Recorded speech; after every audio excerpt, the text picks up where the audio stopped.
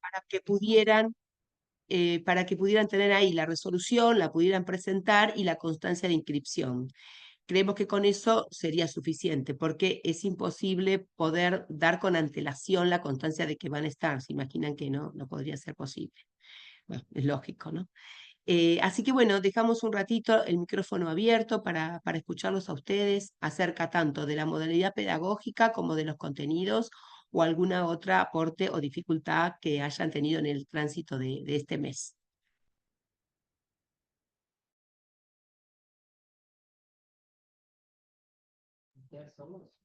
La idea sería que vayan levantando la manito con el...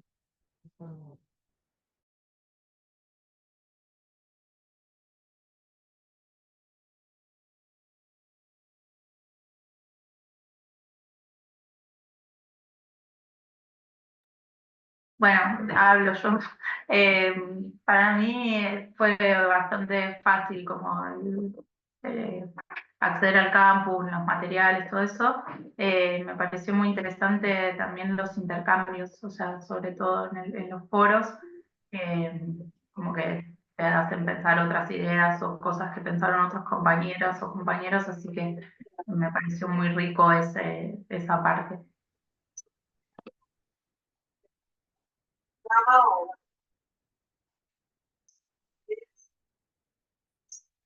Gracias, Tamara. ¿Alguien más? Vieron que tuvimos dos dimensiones, ¿no? Uno era la búsqueda activa propiamente dicha, como práctica, y otra era la dimensión de la comunicación a lo largo de todo este módulo. Así que de cualquiera de los dos aportes, si quieren, o los dos pueden... De ahí que tomamos la necesidad del adulto. Las licenciadas de trabajo social son las encargadas. Se escucha mal, se escucha mal. A ver, ¿quién es que está hablando? Después, cuando no está incorporado en la institución, esa información, cuando es el primer caso, pero el primer caso nosotros tendríamos que mandar por mail. Perdón, la compañera que está hablando, si se quiere presentar, levantar la mano, presentarse y mejorar ahí el micrófono, porque la estamos escuchando bajito y no la identificamos quién es.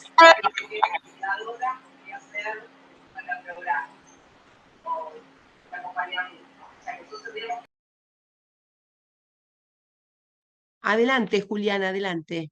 Habla nomás, no te veíamos. Y se escucha.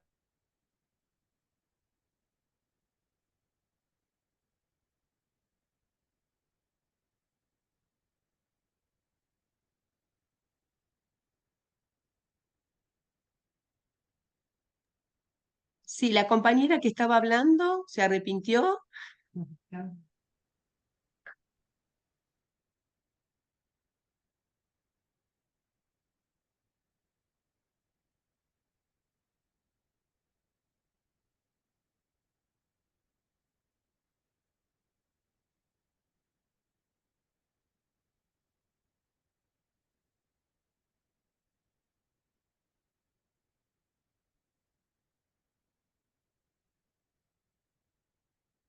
Bueno, si mientras tanto se le arregla a ella, quiere participar otro, ir compartiendo.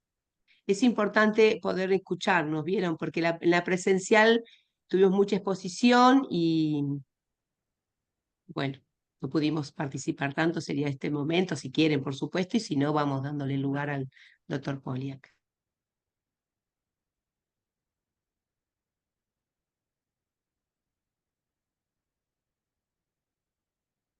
Ahí hay una compañera, Juliana, que creo que quiere hablar, pero no se está escuchando. Sí, sí, por eso estábamos diciéndole que avance nomás, pero no sé si ya tendrá la conexión bien, Juliana. A ver.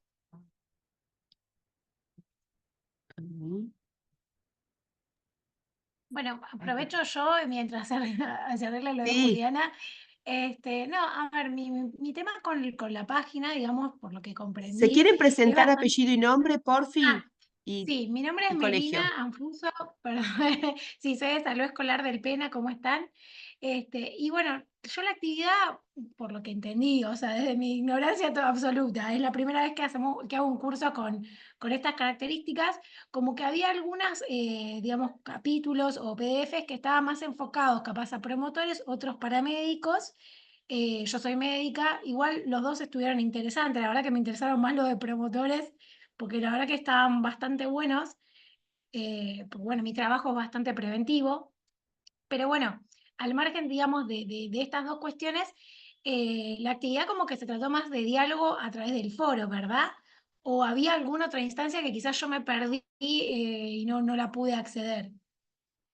Esa era la consulta, gracias. Sí, la actividad era de poder mirar los videos, escuchar el podcast, leer la bibliografía y después los que querían, por supuesto, libremente poder participar e interactuar en el foro. Sí, sí. Muy bien la consigna, ya. Gracias. Gracias. Alguien está preguntando el tema de la justificación. Como no es obligatoria la participación en el curso, nosotros no tomamos lista y no forma parte de requisitos para la aprobación del curso, no, digamos, no tomamos asistencia. Eso ya lo habíamos dicho, pero lo volvemos a repetir porque por ahí no estuvieron todos y ni todas, y entonces es necesario y nos vuelven a preguntar. No sé si ya. Bueno, ¿quién tiene la mano? Mariana Vega. Adelante, Mariana. Ahí estoy con micrófono, ¿se oye? ¿Se me escucha?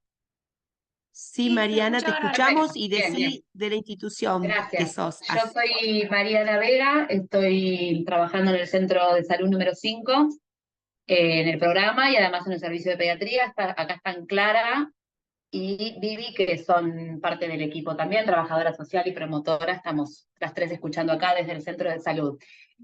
Bueno, en relación al curso, la verdad que lo que venimos viendo hasta ahora lo encontramos muy completo, está muy buena la información, incluso de la parte, más allá de lo que decían de la cuestión por ahí más social, que abarca el laburo de trabajo social y de promoción, que la encontramos muy linda.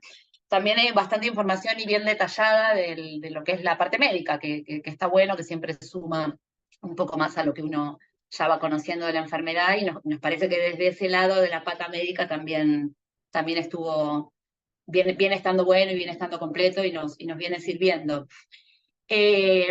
Bueno, como decías que la vez pasada en el encuentro presencial fue un poco más de escuchar lo que era la apertura, la bienvenida y demás, y no pudimos participar mucho. Yo estaba online, medio como loca mala, escribiendo en el chat, porque además estaba enferma y no pude ir. Me parece que más allá de avanzar con todo esto que está buenísimo, yo, Clau, ya lo hablamos, vuelvo a lo mismo que yo les suelo plantear a ustedes de manera muy insistente, y entiendo que le pasa a mucha gente más. O sea, yo trabajo en un centro de salud que es muy grande, el centro de salud número 5 atiende muchísimos pacientes por día, estoy en la parte de pediatría, y en paralelo a trabajar el programa yo tengo una agenda desquiciada de controles de salud, controles de salud, controles de salud, controles programados. La demanda está siendo cada vez más reducida y más difícil. Tenemos en el centro de salud pacientes, yo estoy en pediatría, y por ahí la cosa es un poco mejor, pero el paciente de tuberculosis, la realidad es que nos llega más desde el adulto, y la realidad es que la demanda está siendo cada vez más restringida. Hay un montón de pacientes que se quedan en la puerta sin lograr el número que necesitan de demanda, a expensas, a lo que vamos viendo, de controles de salud de manera obsesiva. Entonces, difícil va a estar nuestra tarea si queremos detectar casos como lo que venimos hablando ahora, si cada vez tenemos más reducida la posibilidad de una demanda abierta, de una llegada fácil del paciente a nosotros, y por otro lado del espacio y del tiempo que nosotros necesitamos. O sea, a mí realmente me resulta medio desquiciante que desde el mismo gobierno de la ciudad se plantee la necesidad de un programa para el control de la tuberculosis y necesiten referentes en el área de atención primaria para esto, y que por otro lado el mismo efector nos llene las agendas de controles que nos están obstaculizando el espacio para pensar la tuberculosis, para hacer actividades de tuberculosis y demás. Son como si fuéramos que tuviéramos dos empleadores diferentes que se están peleando, pero en realidad es el mismo.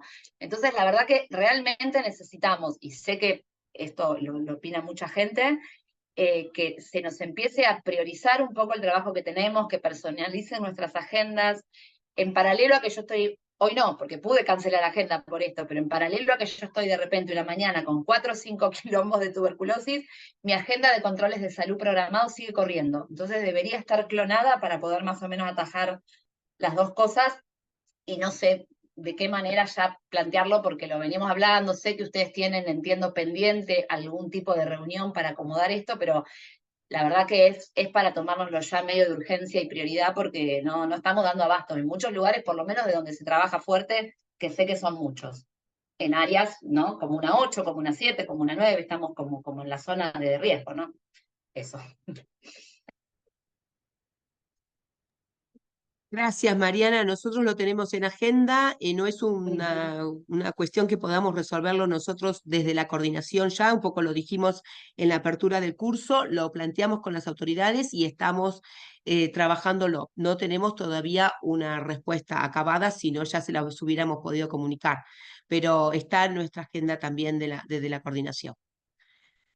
Pensé que me ibas a plantear el otro tema, que también lo tenemos en agenda, que es poder abordar lo que no es tan fácil desde un laboratorio, desde la atención, a través, digamos, ni del diagnóstico ni del tratamiento, que es poder abordar las problemáticas complejas que, digamos, que en general tiene que ver más con poblaciones claves, como personas en situación de calle, consumo problemático de sustancias, personas duales, etcétera, que es otra deuda que tenemos, pero que prontamente también la vamos a ir armando alguna mesa de trabajo para esto. Pero bueno, estamos estamos tratando de ir priorizando algunas cuestiones y de darle también lugar a este espacio de capacitación. Pero no nos olvidamos, las tenemos presentes, eso quiero ir como compartiéndoles. Bueno, no sé si alguien más quiere decir algo con respecto a lo que No, fuimos yo en planteando relación en los módulos. a lo que decía Mariana, hola Mariana. Para mí está bueno, más allá del espacio del curso, como, o sea, esto de las agendas me parece que nos atraviesa no solo en problemática TDC, sino toda la atención de los CESAC. Y desde el grupo de trabajo estuvimos tratando de pensar como propuestas concretas para hacer desde otro ámbito que no es, digamos, del gobierno de la ciudad, sino de AMES, para hacer propuestas concretas de mejora en relación a la atención de tuberculosis con este conflicto de las pocas horas de demanda, de cómo ingresan los pacientes, del tiempo. Entonces, no sé, propongo que tal vez podamos canalizarlo un poco más por ahí, participar un poco más desde ese lugar, para ir, digamos, desde varios ámbitos, planteando que esto es una problemática que realmente a veces puede llegar a limitar la accesibilidad de las personas que consultan por tuberculosis, ¿no? Ni hablar de la búsqueda activa y todo esto que vamos a hablar hoy en la clase. Así que propongo eso, como tratemos de también fortalecer ese espacio de construcción, ¿no? De cuáles son las cuestiones que tenemos que trabajar, tal vez desde el grupo de trabajo, que estamos generalistas, pero no solo generalistas, sino otros miembros del equipo de salud. Gracias, Tamara. Tendríamos espacio para alguien más y ya si no, empezamos con la exposición del tema de hoy.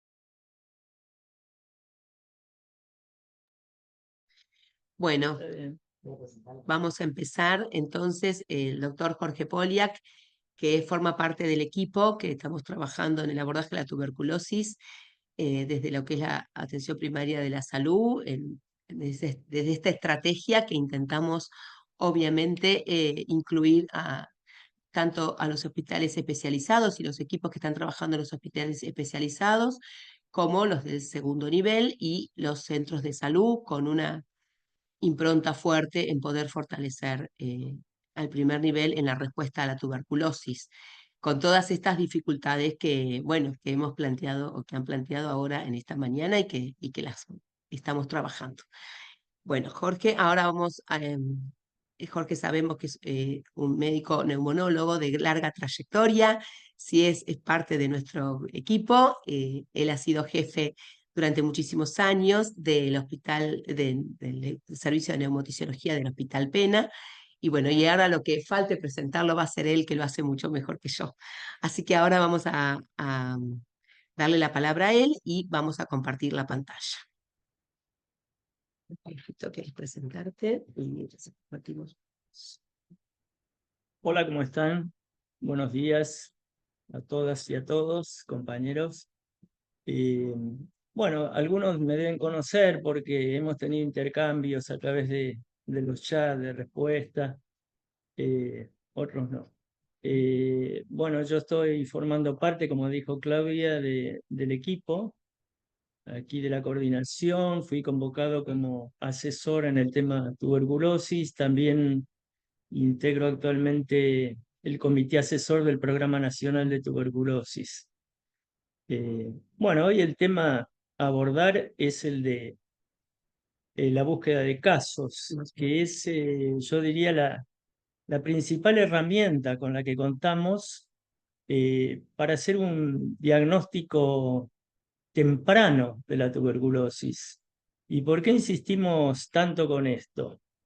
Podríamos hacer primero un diagnóstico de situación. Si ustedes estuvieran a cargo, por ejemplo, de llevar adelante un programa de control de la tuberculosis, ya sea a nivel de un país, de una jurisdicción, o como lo están haciendo a nivel de su lugar de trabajo, de las áreas en las que se desempeñan, tendrían que plantearse como prioridad, en primer término, bueno, justamente el diagnóstico precoz de la enfermedad.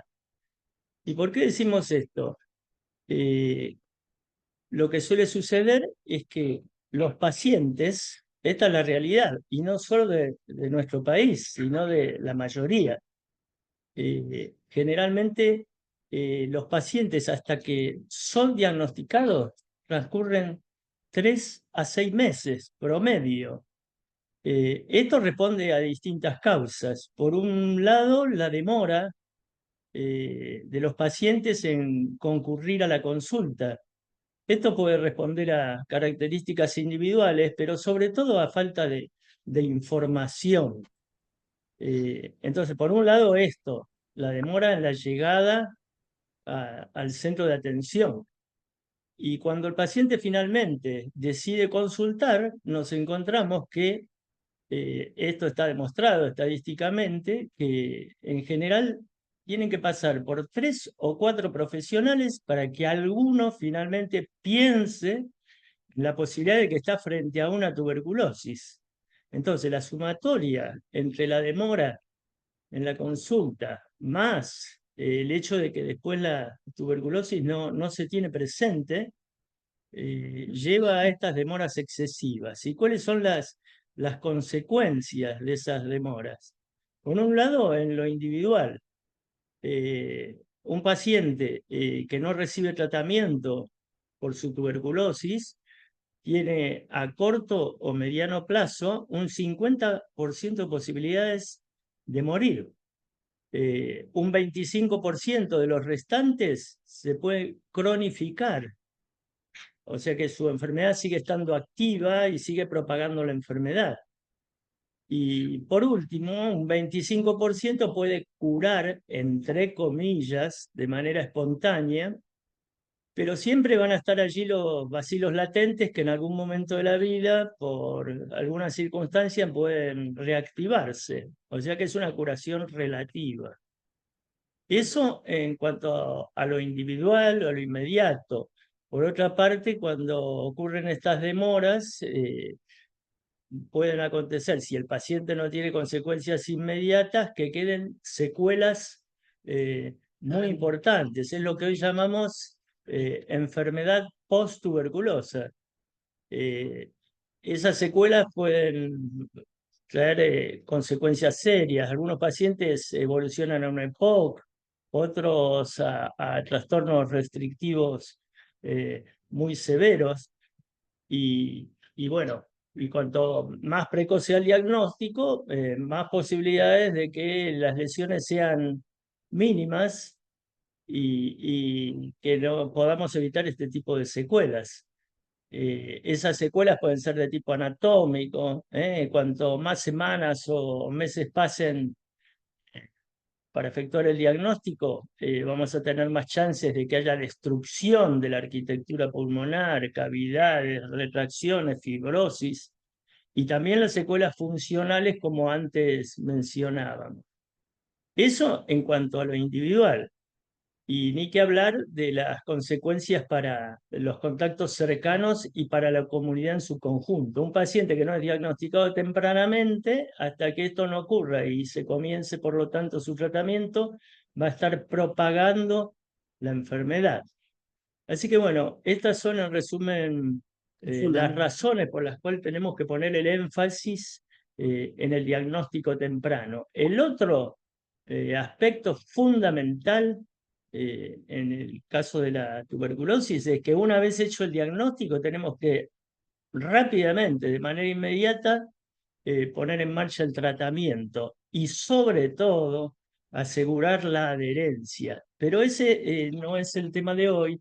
Seguramente lo vamos a abordar y vamos a discutir mucho sobre cuáles son las mejores estrategias para mejorar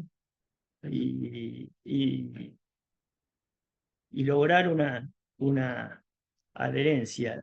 Saben ustedes que la principal causa de fracaso del tratamiento en el mundo entero es la falta de adherencia. En nuestro país, por ejemplo, tenemos todavía un 20% de pacientes que no alcanzan el éxito del tratamiento cuando los objetivos de la OMS y de nuestros programas es reducir la mortalidad en un 95% para el año 2030 y la incidencia de la enfermedad en un 90%. O sea que todavía estamos lejos de alcanzar esos objetivos. Bueno, presentamos. Ahora sí presentamos, algunos nos venían ahí, ya vamos con la presentación.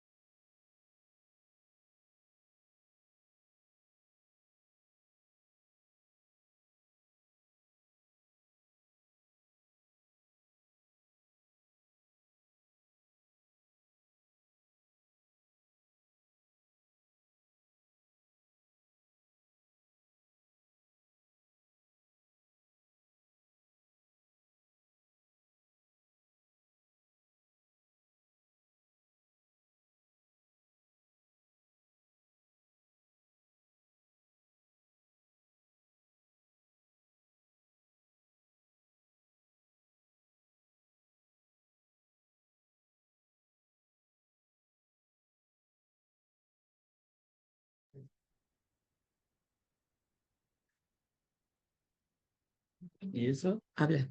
Pero no puedo sacar de eso. Ahí estamos. Espérate. Al inicio. Estoy tapando el...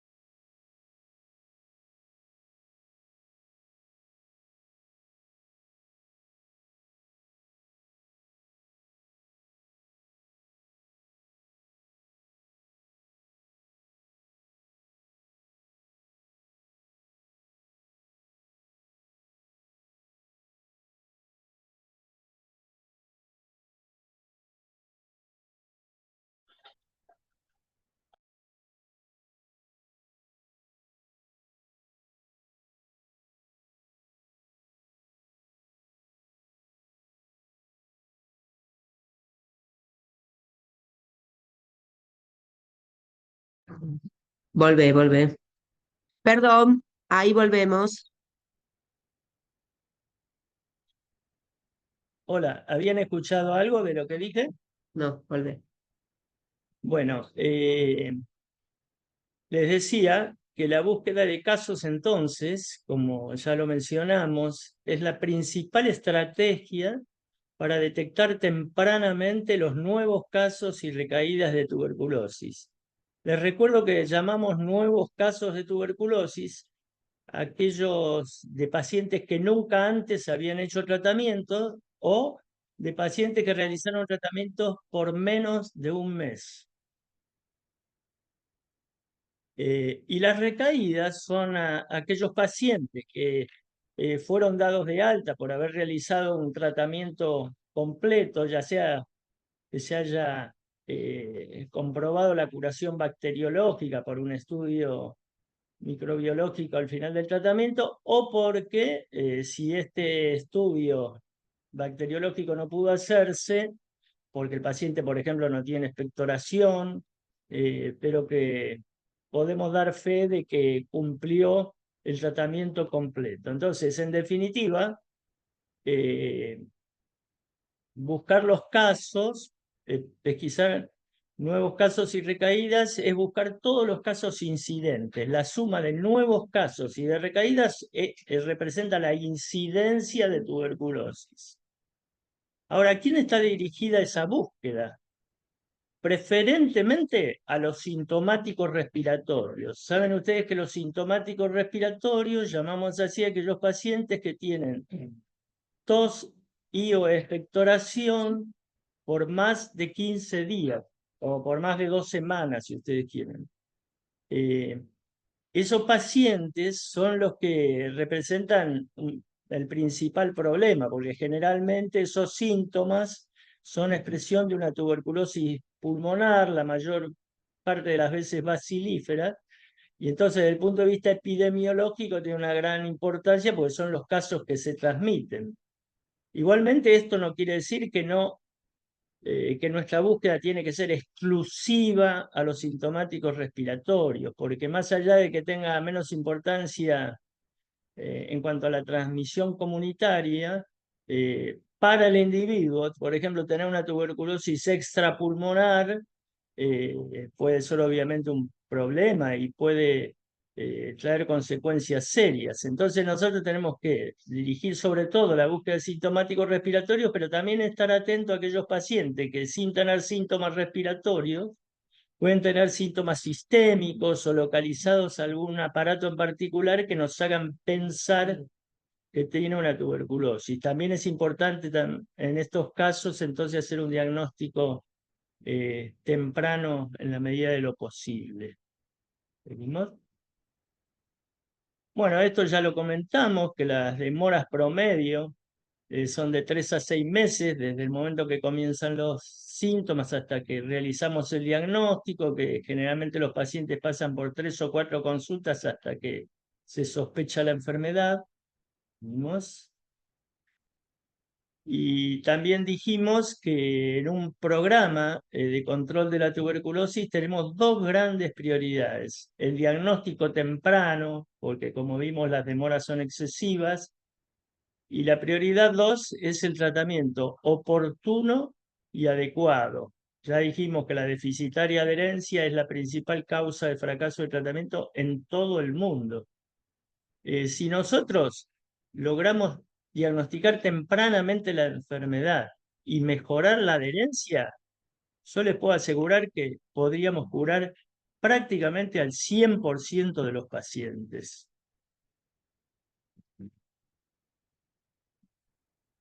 Entonces, ¿cómo se clasifica la búsqueda de casos y cuáles son las estrategias para llevarla a cabo? Por un lado tenemos lo que llamamos búsqueda intramuros, o sea, aquella que realizamos dentro de la institución en la que trabajamos, hospital, centro de salud, CEMAR.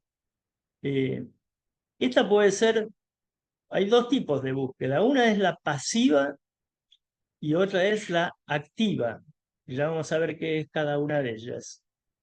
Y por otro lado tenemos la búsqueda extramuros, cuando salimos del perímetro de nuestro lugar de trabajo y hacemos una búsqueda por fuera de este lugar. ¿Seguimos? ¿Todavía? La búsqueda extramuros, como recién veían ahí en la diapositiva, es exclusivamente activa. No hay una búsqueda extramuros pasiva. ¿Por qué? Porque eso justamente, por definición, son pacientes que no van a concurrir espontáneamente a la consulta. Por ese motivo es que debemos salir a buscarlos. Después les puedo contar alguna experiencia. Entonces, ¿qué es la búsqueda pasiva? Consiste en promover la consulta temprana de la población. O sea que, en primer lugar, lo que tendríamos que hacer para lograr una buena búsqueda pasiva es realizar campañas informativas. ¿Para qué? Para que la gente concurra tempranamente a la consulta. Esto se puede hacer de dos maneras. Por un lado, por medios masivos de comunicación, televisión, radio, redes sociales, y sobre todo es responsabilidad de las autoridades ministeriales. A veces uno no entiende cómo, por ejemplo, frente a la aparición del dengue, del COVID, de otras enfermedades virales, como ha ocurrido, hubo tanta promoción y en general las campañas informativas por los medios masivos con respecto a la tuberculosis en general brillan por su ausencia. Y luego tenemos también lo que nosotros podemos hacer a nivel local. Nosotros podemos, a través de cartelería grande, bien visible, folletería, charlas informativas en las salas de espera, podemos también realizar entonces en nuestro lugar de trabajo actividades que impulsen así a los pacientes o para informarlos y que los estimulen a hacer una consulta temprana. Siempre recuerdo algunos casos, por ejemplo, que tuvimos en el hospital rotando residentes de educación para la salud y llevaron adelante una tarea muy interesante. Una vez me acuerdo que ellos daban charlas así con tarjetas, hacían participar a la gente, que tenían como objetivo, bueno, informarles cuáles eran los síntomas de la enfermedad. Y en una de esas charlas había una chica que estaba ahí esperando turno. Eran los consultorios, no de neumonología, sino consultorios externos de todas las especialidades. Había una chica embarazada que estaba esperando turno para ser vista por su obstetra y escuchó cuáles eran los síntomas de la tuberculosis. Se ve que su esposo estaba con síntomas y fue, le comentó, este muchacho se hizo presente pocos días después ahí en el servicio de neumonología y resulta, bueno, que tenía una tuberculosis muy avanzada. La consulta ocurrió a punto de partida de que recibieron información que antes no tenían. Entonces, el otro aspecto de la búsqueda pasiva es incrementar el nivel de sospecha de los profesionales de la salud en aquellos pacientes que consultan por síntomas respiratorios o sistémicos. Fíjense esto, ¿no? Y van a ver ahora la diferencia con la búsqueda activa intramuros. Entonces, nosotros tenemos pacientes que vienen a consultar por síntomas respiratorios, o sea, el motivo de consulta es un síntoma respiratorio o sistémico. Puede ser que el paciente no tenga síntomas respiratorios, pero que consulte porque ha perdido peso, porque tiene fiebre vespertina o sudoración nocturna, falta de apetito. En esos casos, el paciente está consultando por síntoma y a pesar de eso, como ya lo dijimos, eh, muchas veces el diagnóstico pasa desapercibido y tienen que pasar por varios médicos hasta que alguien sospecha la enfermedad.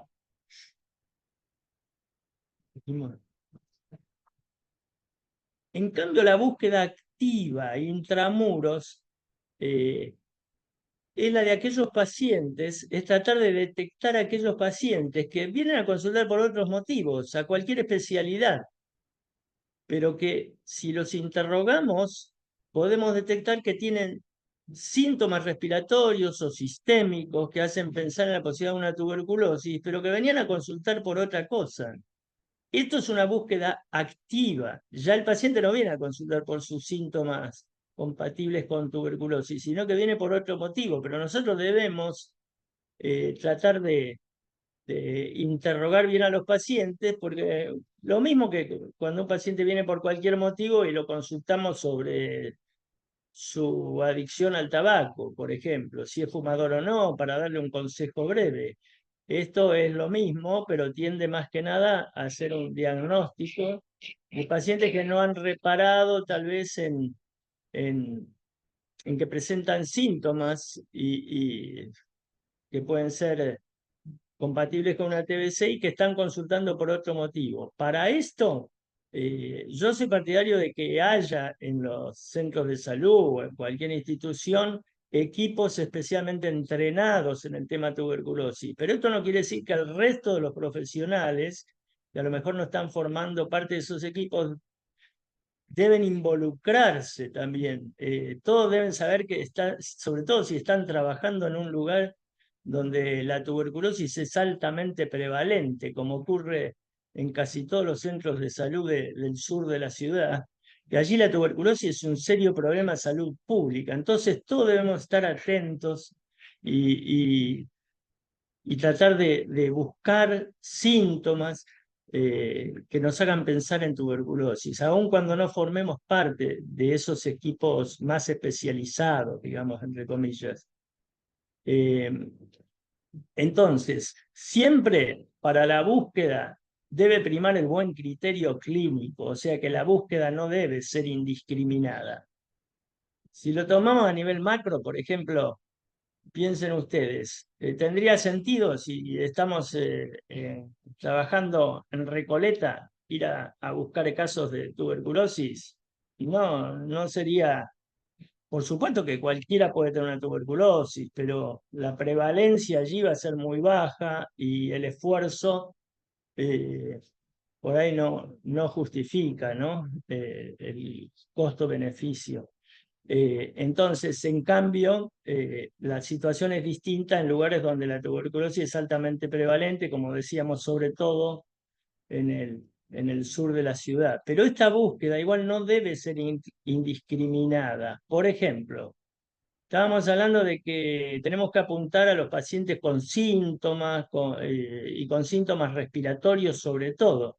Pero imagine que si estamos en temporada otoño-invernal, donde hay una gran cantidad de cuadros respiratorios, la gran mayoría de las veces de origen viral, si nosotros empezáramos a pedir de manera indiscriminada estudios bacteriológicos a todo aquel paciente que está con tos, expectoración o congestión de vías aéreas superiores, tenemos que tener siempre el criterio clínico debe estar por encima de todo. Si nosotros empezamos a pedirle a todos esos pacientes un estudio bacteriológico del esputo, por ejemplo, estaríamos sobrecargando de manera inaceptable a los servicios de bacteriología, no daríamos abasto. Entonces tiene que haber un criterio. Cuando esos síntomas como tos, expectoración, sobre todo si no se acompañan de compromiso de la vía aérea superior, sobre todo si pasan varias semanas y el paciente no evoluciona como esperábamos, o con más razón si tienen síntomas acompañantes, como puede ser adelgazamiento, febrícula, sudoración nocturna, ahí sí nosotros debemos pedir los estudios. Y aun cuando esos síntomas falten, si tenemos alguna duda, sí, no debemos dudar en pedir una radiografía, en pedir un estudio bacteriológico, pero siempre basados en el buen criterio clínico, no indiscriminadamente.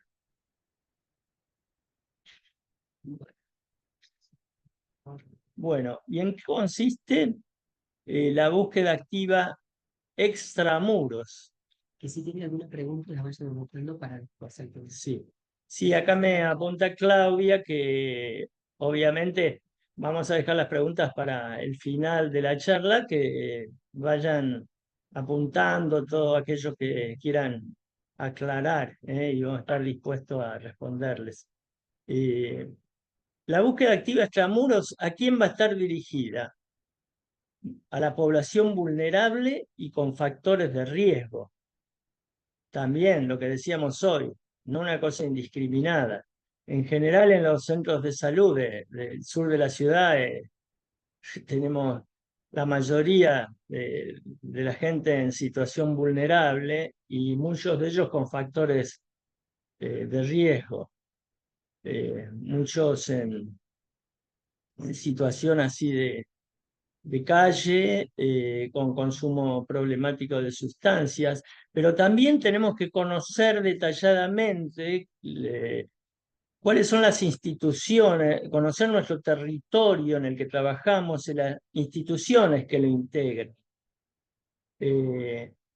Por ejemplo, los CIS, hoy se llaman CIS, ¿no, Claudia? Centros Integrales de Salud. Centro de Inclusión Social. De Perdón, inclusión. Centros de Inclusión Social. Para Esto comprende hogares, paradores, refugios, comedores, merenderos, etc. También vamos a tener dentro de nuestra área probablemente alcaidías. Las alcaidías son anexos que suelen tener algunas comisarías y donde hay personas privadas de la libertad alojadas temporariamente hasta que son trasladadas al Servicio Penitenciario Federal. Imaginen que ahí pueden haber casos, o en general son pacientes que están hacinados, con factores de riesgo, cada vez más. y entonces suelen presentarse casos de tuberculosis, pero muchas veces tenemos que detectarlos. Bueno, otros factores de riesgo son, como decíamos, las personas que están en situación de calle, con consumo problemático de sustancias. Esto es un problema particular muy serio en las zonas donde habitualmente trabajamos.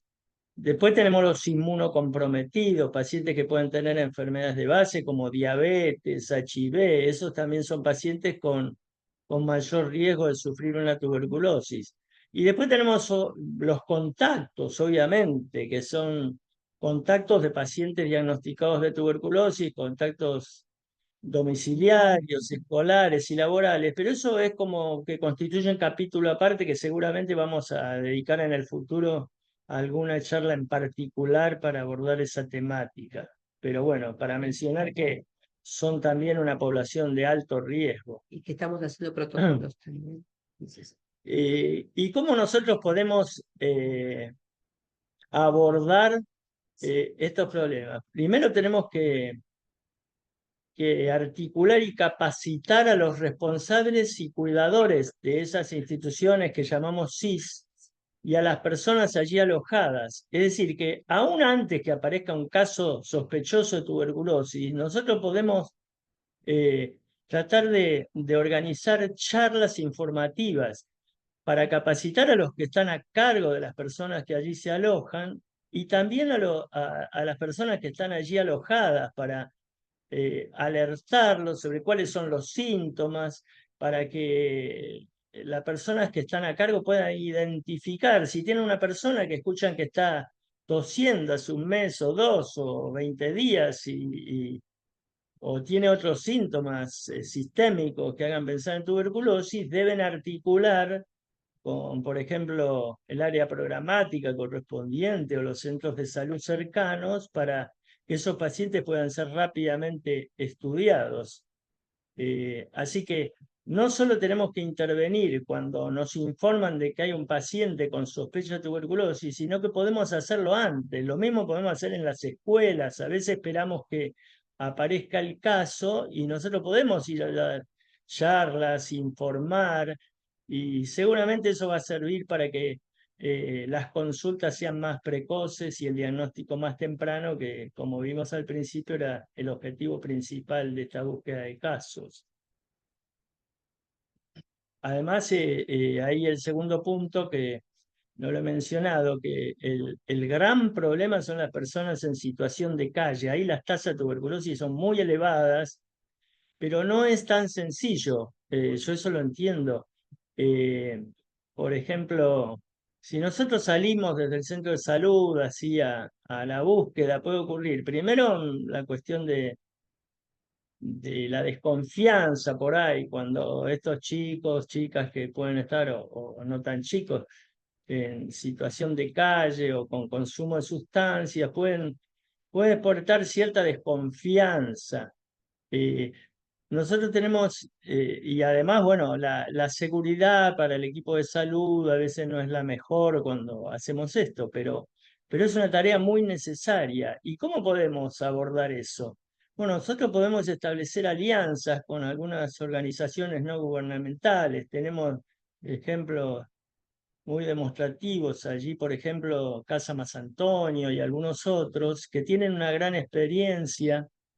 eh, en esto de salir a la búsqueda de estos pacientes con posible tuberculosis. Yo recuerdo que al principio, hace unos cuantos años, eh, bueno, siendo yo jefe de inmunología del Hospital Pena, nosotros habíamos hecho todo el equipo, por supuesto, un interdisciplinario, un trabajo creo muy interesante.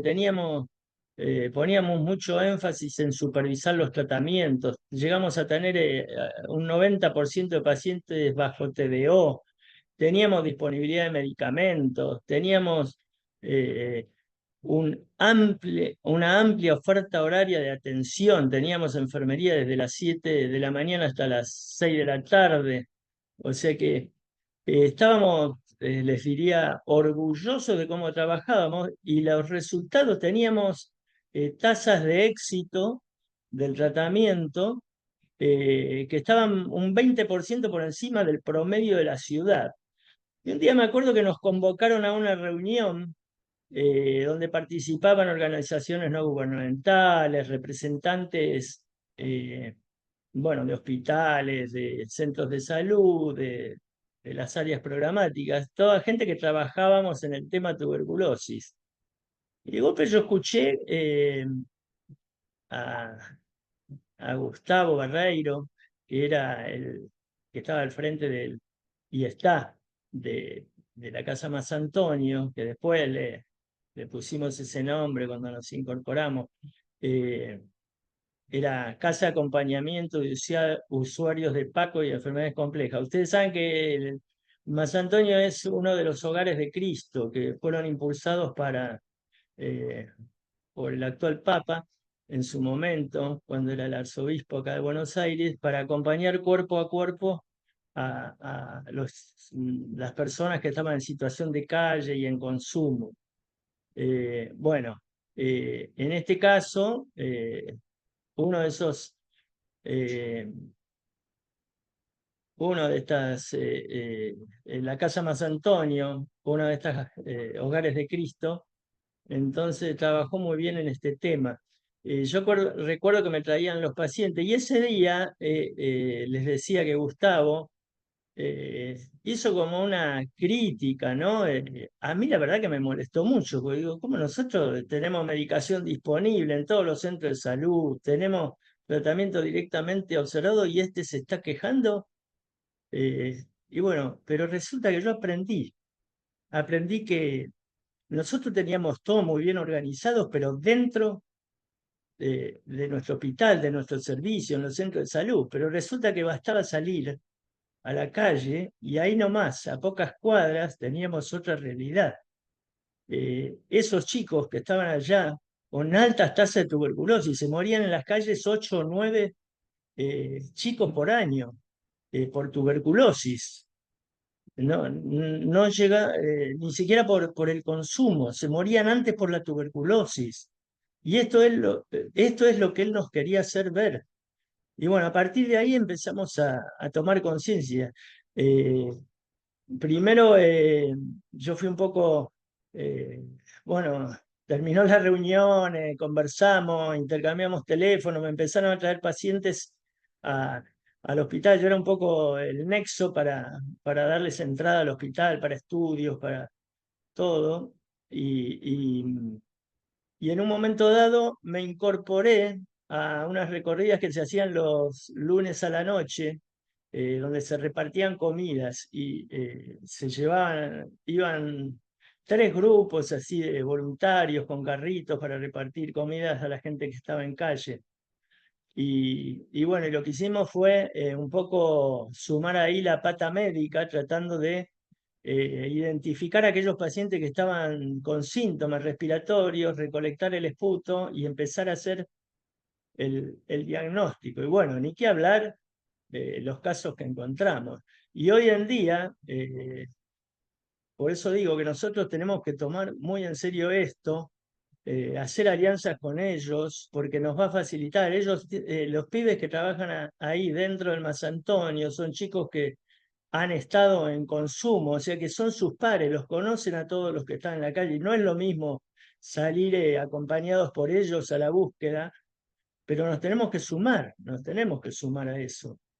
No puede ser que en un centro de salud tengamos 2 pacientes o 1 en tratamiento por tuberculosis y que en una institución no gubernamental, como puede ser el Más Antonio, tengan 40 o 50 chicos en tratamiento. Algo está pasando.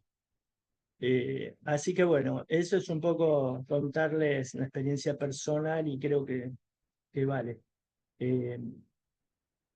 Entonces, vean ustedes que hay distintas actividades. Una, la situación particular de la gente en situación de calle, pero también tenemos que trabajar dentro de las instituciones en las que en general están alojadas gente con muchos factores de riesgo y donde las tasas de tuberculosis son más elevadas que en la población general. Ya lo dijimos, identificando a los sintomáticos y estudiarlos rápidamente y también dando charlas previo a que aparezcan los casos, ¿sí?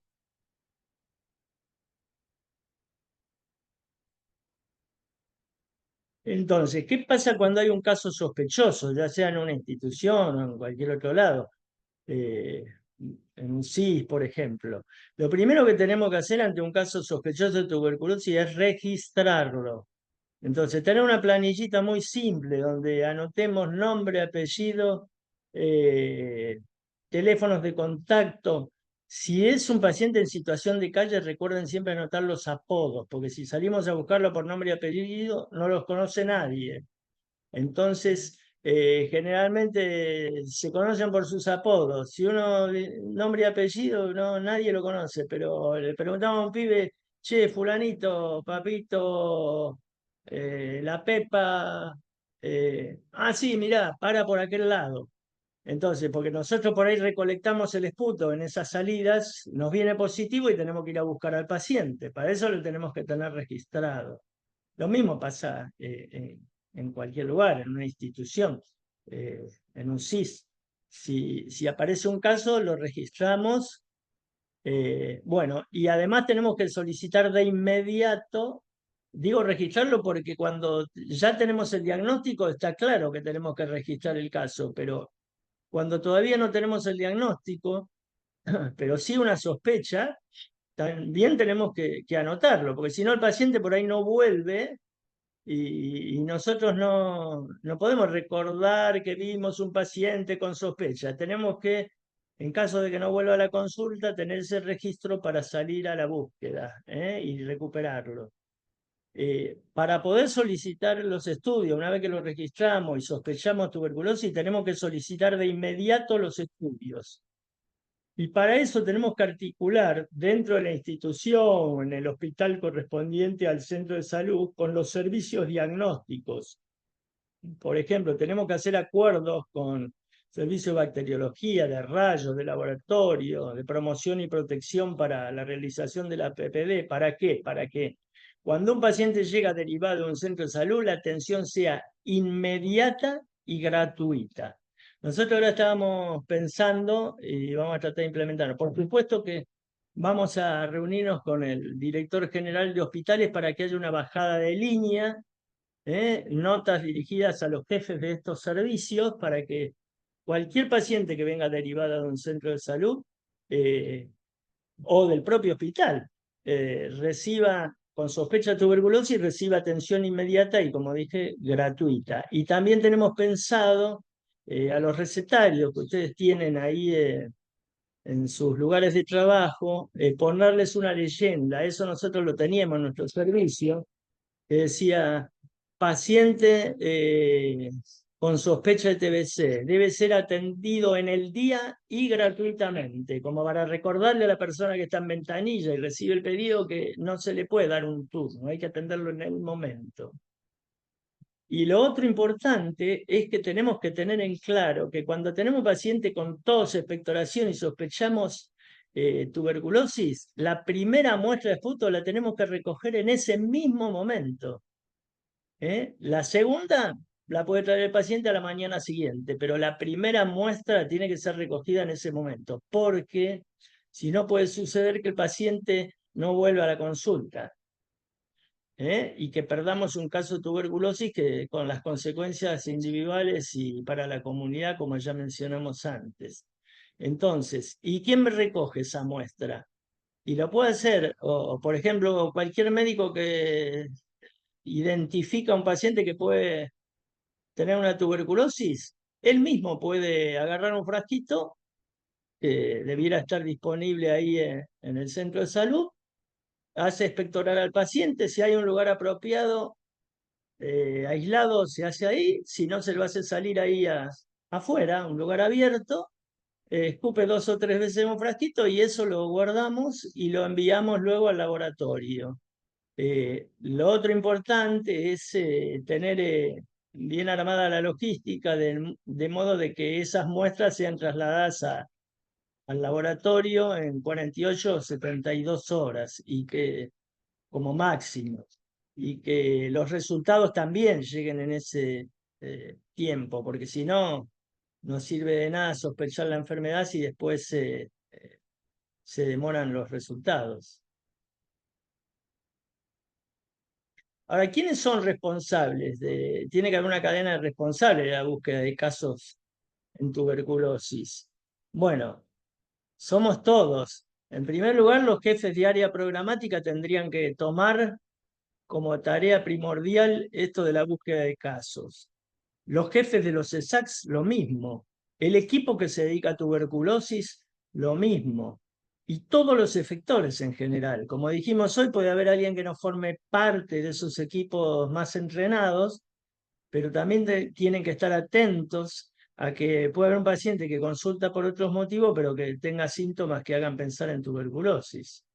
Y además tenemos que tener muy en claro que esta no es una tarea esporádica. Si, bueno, vamos a programar para noviembre de este año una búsqueda de casos. Esto es una tarea permanente. Entonces, todo el tiempo tenemos que estar llevando adelante esta tarea de la búsqueda de casos, tanto intra como extramuros. Bueno, entonces, ¿cuáles son las conclusiones de la búsqueda de casos? Primero, es una tarea prioritaria para evitar demoras diagnósticas innecesarias. Y ustedes me dirán, ¿y cuál es una demora diagnóstica necesaria? Y bueno, a veces pasa que un paciente tiene síntomas, pero puede haber dudas, se plantean otros diagnósticos diferenciales, entonces tampoco tenemos que largar tratamientos empíricos porque sí. Lo ideal es siempre confirmar el diagnóstico de una tuberculosis, porque el tratamiento no es inocuo y es muy prolongado. Entonces, en ese caso nosotros pedimos estudios complementarios, radiología, bacteriología, y tenemos que esperar los resultados. En ese caso, la espera es inevitable, pero otras veces cuando la demora es porque no pensamos en la enfermedad, eso es una demora diagnóstica innecesaria. La búsqueda de casos, como ya lo dijimos, debe ser permanente y dirigida a la población vulnerable y o con factores de riesgo. Todo el personal debiera involucrarse, más allá de que especialmente los equipos dedicados a la tuberculosis. Debe monitorearse de manera periódica la implementación de la búsqueda de casos y los resultados. Una vez hecho el diagnóstico, debe iniciarse de manera inmediata el tratamiento. Debe notificarse, una vez confirmado el diagnóstico, al CIGEOS, al Sistema de Vigilancia S2, al CISA, los resultados de este diagnóstico. Y se debe iniciar cuanto antes si es posible, dentro de la primera o segunda semana, el estudio de contactos, una vez confirmado el diagnóstico del caso índice. Bueno, esto es un algoritmo que más o menos resume lo mismo que dijimos hasta acá, lo repasamos, es un resumen de lo que ya hablamos. La búsqueda de casos, entonces, principal estrategia de detección temprana de casos nuevos y recaídas, que son los casos incidentes. Las actividades prioritarias, como ya también mencionamos, de un programa de tuberculosis es la detección temprana de los casos y el tratamiento oportuno y adecuado. El tratamiento oportuno y adecuado va a ser motivo, como ya les dije, de otras charlas en el futuro. Seguramente vamos a polemizar bastante sobre ese tema, cuáles son las mejores estrategias para mejorar la adherencia. Por eso ahora el tema de búsqueda de casos está referido sobre todo a la detección temprana. Y para ello ya dijimos, tenemos que promover consultas tempranas por los medios masivos de comunicación, como se ha realizado con el dengue, con el COVID, con otras virosis. Tenemos que hacer campañas a nivel local, cartelería, folletería, charlas informativas, en salas de espera y también en organizaciones barriales para estimular la consulta de manera temprana. Y tenemos que capacitar a los profesionales de la salud para que aumenten su nivel de alerta una vez que el paciente consulta, ¿sí? Entonces, la búsqueda pasiva, ya lo dijimos, intramuros es aquella que procura hacer un diagnóstico rápido de los pacientes que consultan por síntomas de tuberculosis, sintomáticos respiratorios sobre todo. Y la búsqueda activa intramuros consiste en el diagnóstico rápido de pacientes que consultan por otros motivos, pero que tienen síntomas, o sea, con síntomas de tuberculosis, aunque estén consultando por otro motivo. Recuerden la importancia de solicitar la recolección inmediata del primer esputo. Ya dijimos que puede discutirse quién lo realiza y dónde. El mismo médico que identifica la presencia de tos y expectoración por más de 2 o 3 semanas, o bien puede de inmediato contactar a ese paciente con el equipo que se dedica a tuberculosis para que se solicite ese estudio. Y por supuesto, el estudio de esputo no es lo último. Hoy en día se ha reposicionado mucho a la radiología. Tiene que ser un estudio inicial. Es muy difícil que un paciente con una tuberculosis tenga una placa normal. En población sin factores de riesgo, no más de un 3% pueden tener una placa normal. En los pacientes HIV, hasta un 10% de los pacientes pueden tener placa normal y tener una tuberculosis. Bueno, los estudios bacteriológicos, la PPD, el laboratorio, todo eso debiera pedirse de manera inmediata ante la sospecha de una tuberculosis. Ya dijimos que el traslado de muestras entre 48 y 72 horas, y lo mismo para la recepción de los resultados, es muy importante, y que todo esto supone, por ejemplo, el pedido de estudio supone acuerdos previos y directivas del nivel central ministerial para atención inmediata y sin costos de los pacientes. Y recordemos también la importancia de la notificación al CIGEOS a través de la apertura de la ficha de tuberculosis y también la notificación al Sistema de Vigilancia Salud 2 SISA. Entonces, y es una tarea permanente la de la búsqueda de casos dirigida a población de riesgo, no indiscriminada, y que debe ser monitoreada periódicamente.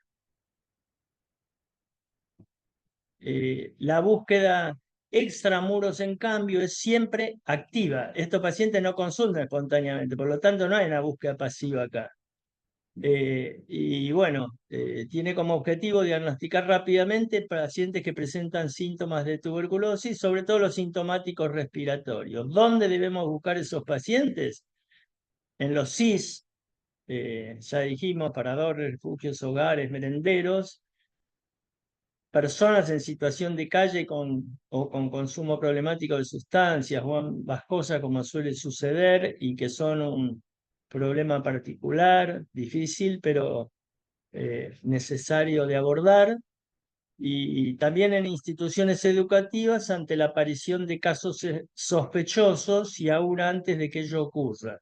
Tenemos que capacitar e informar a los responsables de esas instituciones y también a los usuarios. Bueno, creo que es todo. Muchas gracias y si hay preguntas. Todo tuyo, Jorgito. Abrimos ahora al intercambio, preguntas, dudas, aportes. Para la notificación del canto PVC, ¿alcanza con completar la ficha en Siqueo si el equipo central recoge información de allí y carga en CISA? ¿O el equipo de salud local debe hacer ambas cosas? No todas tenemos clave de acceso al CISA. Y si no la usas, ¿en 15 días te dan de baja? Es un problema. Sí. Ese es un problema para notificar. Acá estamos recogiendo una pregunta del chat referido a la notificación. Sí, el acuerdo que tenemos en la ciudad para los casos de tuberculosis es que el equipo de la GOE, de la gerencia operativa, se ocupa, digamos, para aquellas que no tienen acceso al CISA, completando la ficha de tuberculosis en el CIGEOS. Ahí con eso alcanzaría para que el equipo tome esa información y notifique el caso. Perdón, en algunos casos también las áreas programáticas tienen gente que puede notificar, además de al CIGEOS, hacerlo también al CISA. Pero bueno, como decía Claudia, no se preocupen si ustedes vuelcan en la historia clínica de tuberculosis todos los datos, la Gerencia Operativa de Epidemiología se va a encargar de notificar luego al SNBS2 CISA. Si quieren, para este momento, vayamos poniendo el iconito de levantar la mano y vamos dando la palabra. Así lo hacemos de forma ordenada. Y también sirve presentarse con nombre y con la institución en la que estamos trabajando, así nos vamos reconociendo. ¿Qué les parece?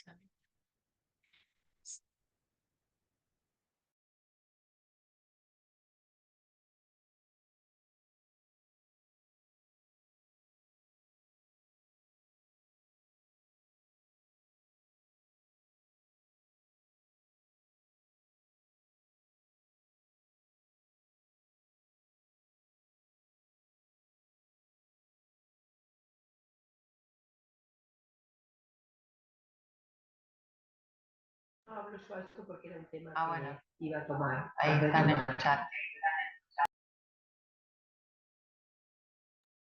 No entendí cuál era la pregunta. En el chat, alguna de las preguntas, si no lo contesto. ¿Está contestado? Sí, en alguna de las preguntas que van surgiendo es el temor del estigma que hay.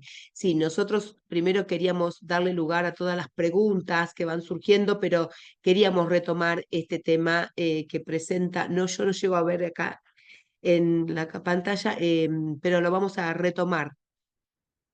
También soy yo, Marina Lini, de médica generalista del CESAC 7.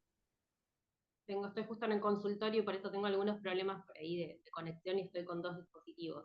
Nada, porque sí nos ha surgido muchas oportunidades que realizamos búsqueda. Un poquito más fuerte, Marina, puede ser, por fin.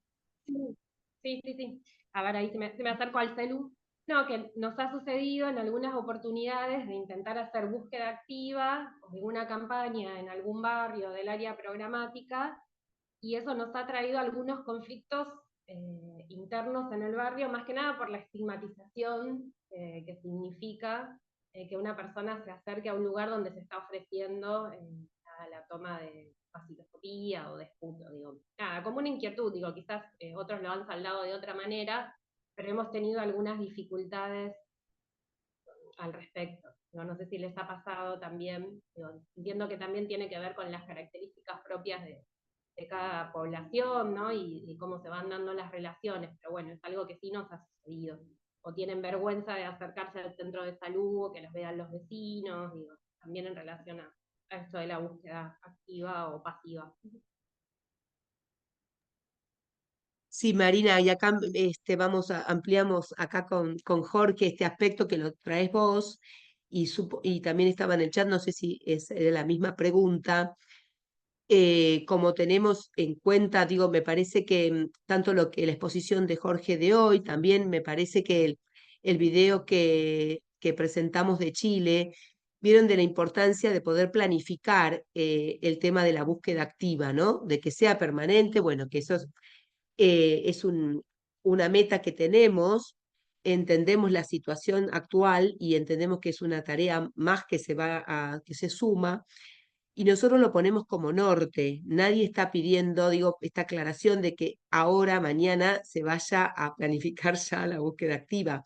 Me parece que lo que busca el curso es ir acompañando el proceso de trabajo, la formación y la sensibilización a los equipos, y que cuál esa es una de estas dimensiones que tenemos que tomar, ¿no? En lo que es la búsqueda activa, que en definitiva es, como decíamos, el diagnóstico, poder llegar antes y no atrás del diagnóstico, que es en general lo que nos pasa. Y en esto de poder planificar la búsqueda activa, es importante tener en cuenta esta dimensión que trajimos al espacio de la capacitación, que fue la comunicación, ¿no? Yo fui tomando algunos emergentes que aparecieron, y salía mucho esto del trabajo interdisciplinario, la empatía, el ponerse en el lugar del otro, estar cerca y poder entender y conocer, como decía Jorge recién, el territorio. Nosotros sabemos, los que trabajamos en el primer nivel de atención y los que trabajamos en tuberculosis hace muchos años, que es una enfermedad de alta carga de discriminación y de estigma.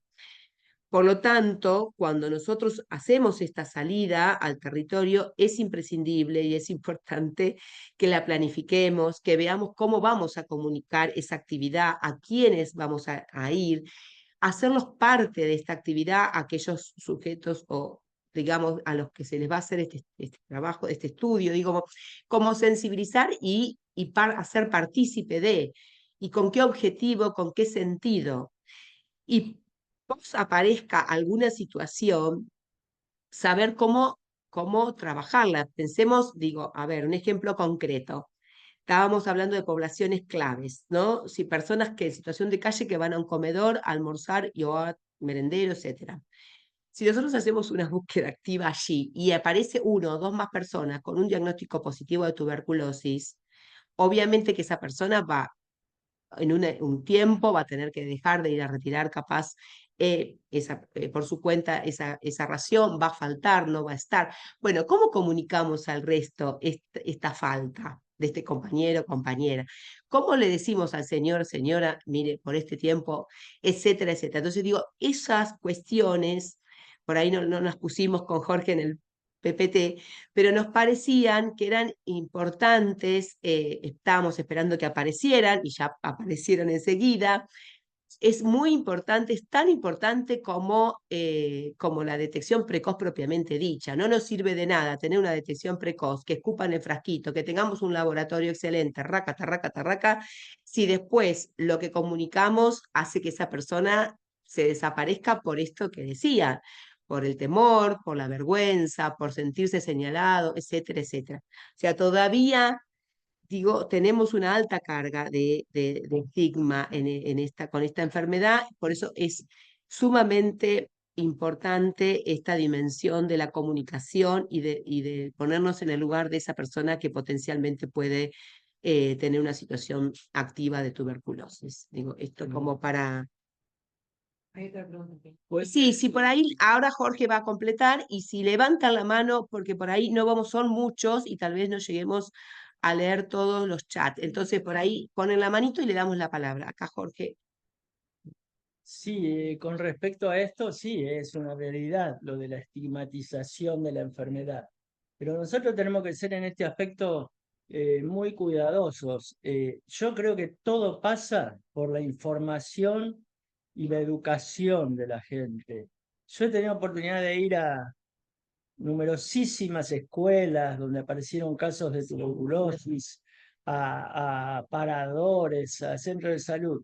Y yo les aseguro que sí, que de entrada, bueno, por ejemplo, en las escuelas lo primero que pasa es que los padres de los otros chicos prácticamente que quieren colgar al pibe que está enfermo y a toda su familia. Pero nosotros ahí tenemos que tener una actitud firme, tolerante, entender, pero a la vez no hacernos cómplices de esa estigmatización. Tenemos que explicar a la gente que esta es una enfermedad muy frecuente y que puede tocarle a cualquiera, que podría ser, por ejemplo, el hijo de ellos, en el caso de las escuelas, o que le podría tocar a cualquier otro paciente. Y también tenemos que explicarles que una vez que el paciente es diagnosticado y empieza su tratamiento, prácticamente de inmediato deja de contagiar. Aun cuando todavía tenga bacilos en el esputo, esos bacilos ya salen muy desvitalizados, con poca capacidad de contagio. Y en 2 o 3 semanas el paciente prácticamente no contagia nada. Entonces, esto es lo que tenemos que hacer, educar. Lo mismo cuando vamos a un CIS. Generalmente, claro, surge la alarma, hay bueno, explicar que esto le puede tocar a cualquiera, que no tenemos que discriminar al compañero que está pasando por este momento, explicarles esto que les acabo de decir, de que con los tratamientos rápidamente los pacientes dejan de contagiar, que mientras tanto van a usar un barbijo, hay que mantener cierta distancia y nada más, pero que esto puede tocarle a cualquiera y que la enfermedad es algo muy frecuente, como cualquier otra, y porque si no nosotros estamos contribuyendo a la estigmatización, si nos enganchamos con estos discursos. Así que nuestra tarea en ese aspecto, informar y educar es fundamental y lo tenemos que hacer cuando aparecen los casos y, como antes decíamos, también en lo posible antes de que los casos aparezcan, para que no ocurran estas situaciones.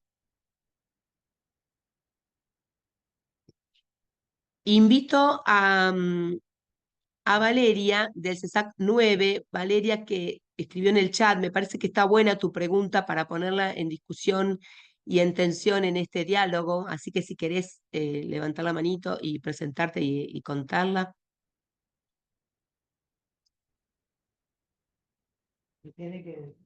Desmuteate, Valeria. Ah, bueno, entonces la leemos a ver si ahí estamos. Valeria comenta que consultó, dice, consulto por una situación particular que tenemos acá. En el área tenemos un paciente con tuberculosis basilífera y consumo problemático. Vive con su mamá, quien quisimos catastrar, pero el paciente pidió explícitamente que no la visitemos ni le digamos a ella. Obvio que abandonó el tratamiento. ¿Cómo procederíamos en ese caso? ¿Alguien quiere contestar esta pregunta? Digo, para que no tengamos que hablar siempre nosotros, porque sabemos que todos y todas pueden contestar esta pregunta. Si alguna vez les pasó algo similar, ¿qué tensiones genera esto con la confidencialidad del diagnóstico versus que es una enfermedad infectocontagiosa y que necesitamos hacer el catastro familiar, que recién estábamos hablando de eso? Bueno, ¿algún otro quiere tomar la palabra? Tenemos abierto ahí el micrófono.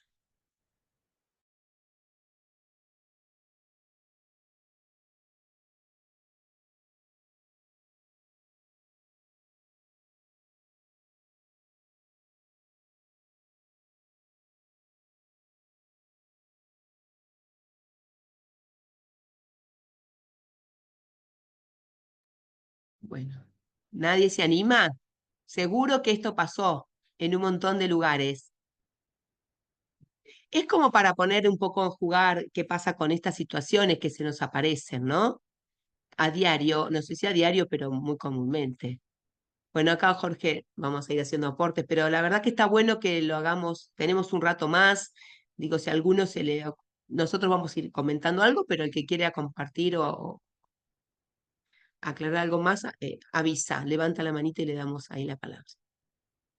Sí, con respecto al caso que comentás, y hoy ya lo mencionamos, que los pacientes en consumo problemático de sustancias son un verdadero problema. Cuando trabajamos allí en el Mas Antonio, una de las cuestiones y una de las ventajas que ellos tienen, que a veces lamentablemente no contamos nosotros desde el sistema público, es que ellos cuentan con recursos económicos, a veces reciben aportes de otros ministerios, de salud, de desarrollo social y también de la iglesia. Entonces, ¿qué fue lo que implementamos en aquel momento? Era como un subsidio, un estímulo, que nosotros le dábamos a los pacientes unos pesitos a cambio de que vinieran a tomar la medicación. Venían a tomar la medicación, supervisábamos la ingesta del medicamento y se les daba. Nosotros sabíamos que por ahí esa plata podía ser utilizada en consumo, pero no importa, porque de esa forma lográbamos que trataran su tuberculosis. Y como les mencioné al principio, estos chicos morían en número importante en los pasillos de la villa por la tuberculosis y no por el consumo. Entonces nosotros abordábamos el tema de la tuberculosis, eso era un fuerte estímulo para que ellos vinieran a tomar la medicación, y mientras tanto, al verlos día a día, aceitar un poco el vínculo, podíamos llegar a trabajar más adelante con el tema de la adicción, ¿verdad? Y hasta como comentamos, muchos de ellos finalmente terminan incorporándose a la tarea de ayudar a sus pares.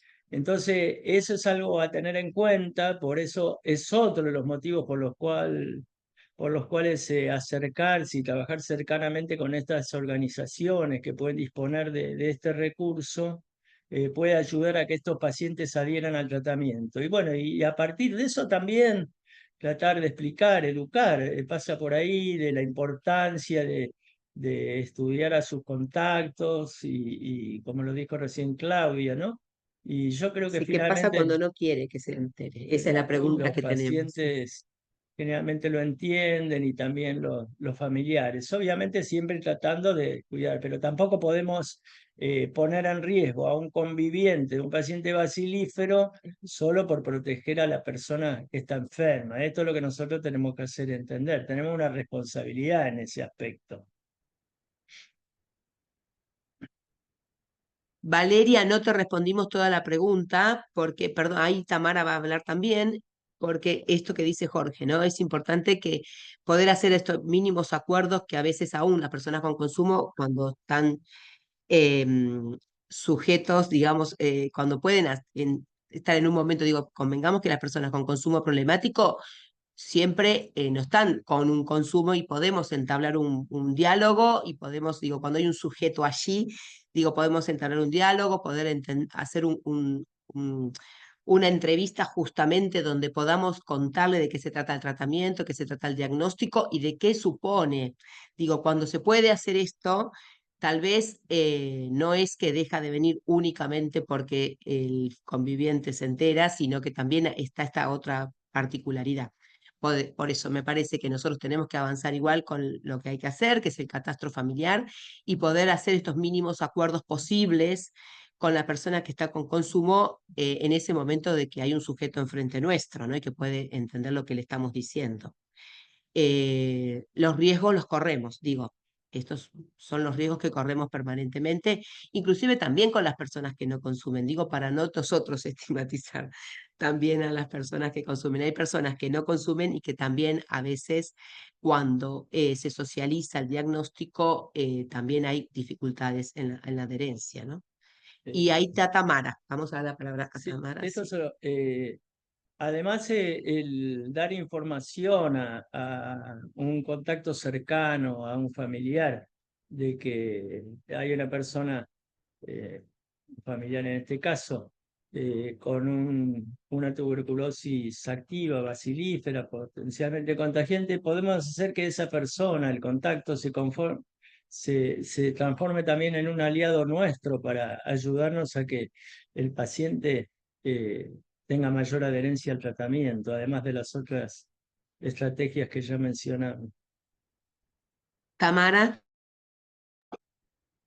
No, acá estuvimos también charlando entre las compañeras del equipo que también están y con esto que plantea Valeria, la confidencialidad, que también se nos ocurría, bueno, esto como la tensión entre respetar digamos, lo que el paciente está trayendo de no comunicar el diagnóstico y a la vez la cuestión de salud pública, de estudiar a los contactos y que a veces también nos pasa en pacientes que en los ámbitos laborales, ¿no? O sea, como en los talleres y eso, que muchas veces sabes que esa persona que recién diagnosticaste con tuberculosis está en contacto con muchas otras personas dentro del ámbito laboral y ahí es mucho más difícil llegar, primero porque obviamente con la estigmatización que todavía sigue teniendo la enfermedad, muchas veces los pacientes no quieren que se comunique el diagnóstico en el ámbito laboral,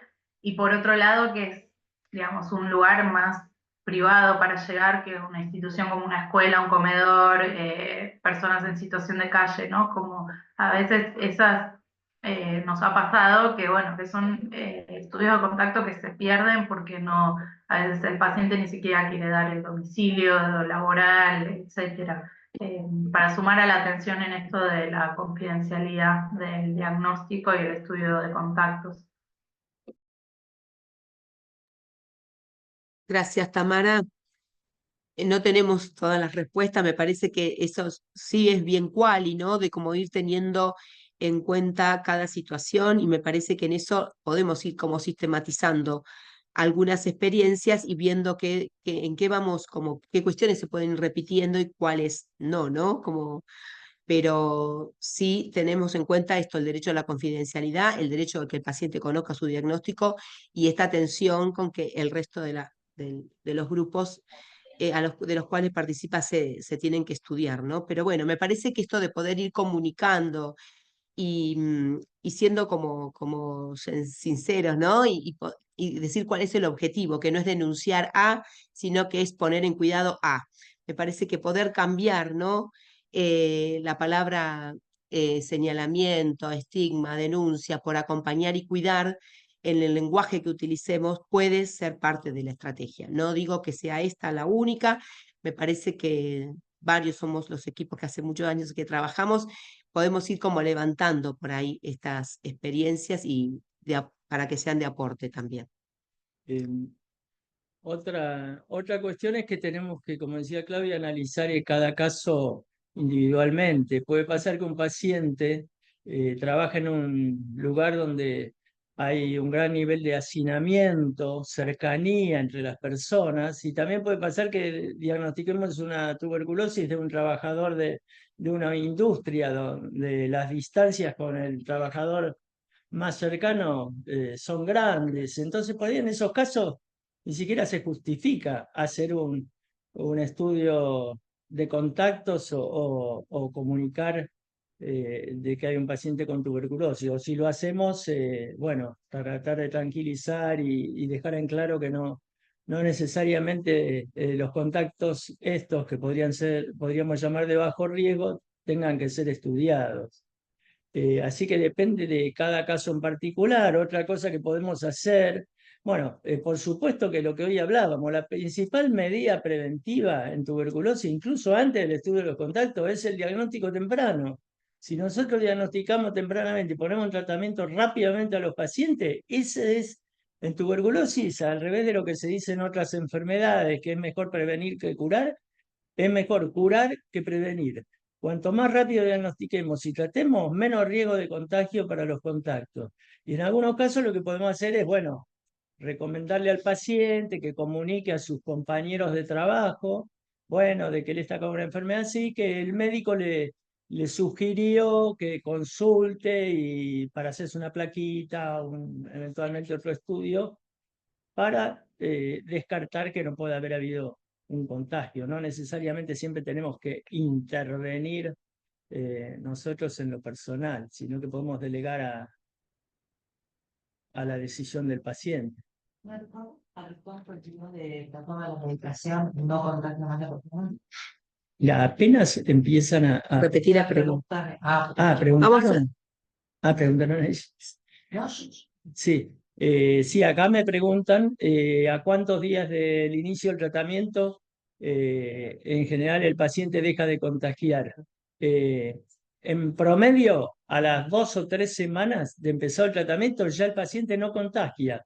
Por supuesto, estamos hablando que si tiene una tuberculosis sensible. Si llegara a tener una tuberculosis resistente, obviamente el tratamiento convencional no va a ser eficaz y en ese caso, bueno, no sería así. Pero bueno, igual por suerte, hasta el momento en nuestro país, los porcentajes de multiresistencia, que son los más preocupantes, representan prácticamente el 1% del total de casos. Tuvimos 15.000 casos en el último año de tuberculosis y solamente 140 casos de tuberculosis multiresistente, o sea, un 1% o algo menos. Así que, y de todas maneras, si bien a las 2-3 semanas, 4 como sumo, el paciente ya no contagia en absoluto, apenas empezamos el tratamiento, el primer día que el paciente empieza a tomar la medicación, ya su poder de contagiante disminuye dramáticamente, aun cuando todavía tenga baciloscopía positiva. ¿Por qué? Porque esos bacilos ya, a causa del tratamiento, que como dije, si es efectivo, si es una tuberculosis sensible, van a expulsarse, pero con mucho menor poder contagiante. Entonces, importantísimo empezar el tratamiento rápidamente y saber que en pocas semanas el paciente ya no va a contagiar, ¿eh? Cuando hay mucha preocupación por los lugares de trabajo, la concurrencia de trabajo de las personas, poder transmitir eso, ¿no? Que a las 2 semanas deja de contagiar. Claro. Digo, no hablando de esto que las personas quieren, que el trabajo, que faltan, que no quedar visibilizados frente a esta situación, poder recordarles esto, lo importante que es que a las 2 semanas no deja de contagiar. Si es una tuberculosis sensible, como decís vos, Claro, que son la gran mayoría. en los lugares de trabajo. Sí, Acá estamos con las compañeras que forman parte de la coordinación, trayéndole una respuesta que decía esto, traía Ana Arévalo, esto de la importancia de poder comunicar en los lugares de trabajo que a las 2 semanas esta persona, bueno, puede contar o no por qué está faltando, que a las 2 semanas se supone, ¿no? Si no hay también, como es el cuadro, habría que ver cómo está la clínica de esa persona, pero si no podría volver a trabajar. Yo quisiera, para que vamos a ir cerrando ya, queda Mariana Bozano, creo que trae ahí una inquietud, que Mariana, si querés hablarla, si tenés micrófono, porque me parece súper interesante lo que traes. Y otra pregunta más que nos están preguntando por Respuesta TV, ¿dónde retirar los folletos? Nosotros empezamos a hacer folletería, vamos a ir por la cartelería, la folletería la pueden pedir acá al mail de la coordinación, que ahí lo anotamos en el chat, y si no nos escriben y nos dicen por respuesta. Querías compartirnos la situación del catastro escolar y vamos a ir cerrando y contándoles un poco del módulo que viene. Una sola cosita respecto de la pregunta que hacía nuestra compañera hace un momento. Por eso hoy en día, a diferencia de lo que ocurría en el pasado, el aislamiento de los pacientes, la internación, se reserva solo para casos muy puntuales de complicación. Un paciente que tiene una hemoptisis importante o que tiene una insuficiencia respiratoria por una tuberculosis avanzada o problemas sociales extremos. Pero la mejor forma de aislamiento en la actualidad es el rápido tratamiento farmacológico. El paciente no necesita ser sacado ni de su domicilio, ni siquiera a veces de su ámbito laboral. Obviamente que si tiene relación de dependencia, por ahí le vamos a dar al principio un tiempo de reposo, pero no es que sea algo imprescindible. Lo principal es, bueno, comenzar el tratamiento y obviamente usar algunas medidas preventivas como el barbijo, evitar el contacto así muy cercano hasta que la medicación ya haya eliminado la posibilidad de contagio. Hola. Hola, ¿qué tal? Yo soy Melina, porque Alejandra creo que no se Ya estaba pude. poniendo con el audio. Hola. Ah, listo, ¿Me gracias. escuchás? Sí, ahí se Iba- escucha. Hola, ¿cómo están? Bueno, les cuento, yo soy Alejandra Bozano, enfermera del CESAC 10 de Salud Escolar, y estamos haciendo catastro en los colegios, primario y secundario.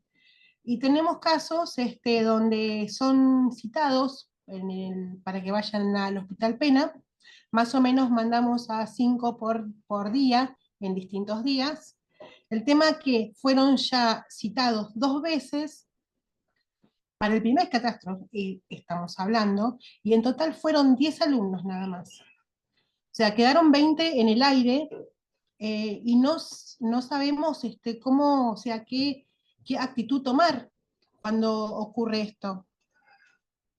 Y bueno, eso. No se escucha. Sí, no sé si hay alguien de salud del escolar que por ahí quiera responder. Ahí pusimos el mail, para la pedida de la folletería. En general, lo que se recomienda para los catastros escolares es hacerlo en el in situ, en el lugar, porque de esa Ok. manera nosotros nos garantizamos de que esté barrido el 100% de los alumnos, alumnas que estén cerca del Perfecto. contacto, ¿sí? Del caso índice. Digo, Ok. esta es la recomendación, existe un protocolo para salud del escolar que digo, Sí. si no pueden hacerlo, digo, porque no hay equipo, bueno, etcétera, obviamente siempre nosotros decimos No, el norte, el 100, el máximo a alcanzar. Después, obviamente, estas recomendaciones que damos se adecúan a los recursos humanos que tengamos, a la disponibilidad del tiempo, etcétera. Pero lo recomendable, y también vamos a compartirles el protocolo si es que todavía no lo tienen, a ok. través de respuesta, que ya lo hemos compartido varias veces, pero lo podemos volver a compartir. Acá está María Guinot, que fue una de las colaboradoras y protagonistas de hacer ese protocolo junto con la GO y varios especialistas, entre ellos también el doctor Jorge, que tenemos acá, es hacerlo en el lugar, porque eso nos garantiza el barrido del 100% de la población, con estas consideraciones de la situación que tuvimos, ¿no? De poder, no necesariamente uno tiene que nombrar a la persona que es el caso índice. Si se la Sí, sí, sí. nombra, a veces los mismos chicos ya saben quién está faltando, porque falta, porque a veces la situación clínica no da para que la persona vaya y esté asistiendo, o por ahí se le recomendó no asistir, más que por el resto, por un cuidado también personal de ese alumno o alumna, etcétera. Bueno, esto es lo que podemos decir, pero si hay dos manos levantadas que me parece que pueden tranquilamente completar. Sí, Tenemos participación. Sí. ¿puedo decir algo más? María y Alejandra.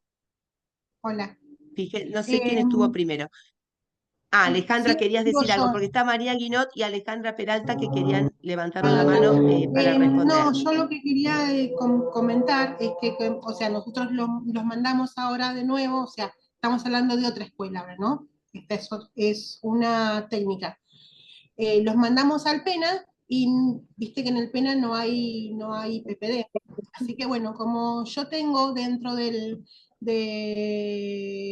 CESAC PPD, vamos a ir nosotros con la médica que está trabajando conmigo en el equipo de TBC y vamos a hacer las PPDs en el colegio. El tema que nosotros considerábamos que era mejor mandarlos al hospital para que ahí le hagan todo completo, o sea, le hacen la placa, o sea, o sea, considerábamos que era más práctico así.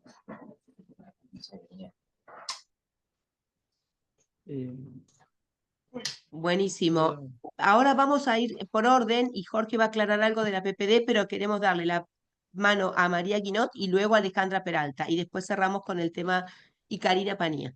Y después cerramos nosotros.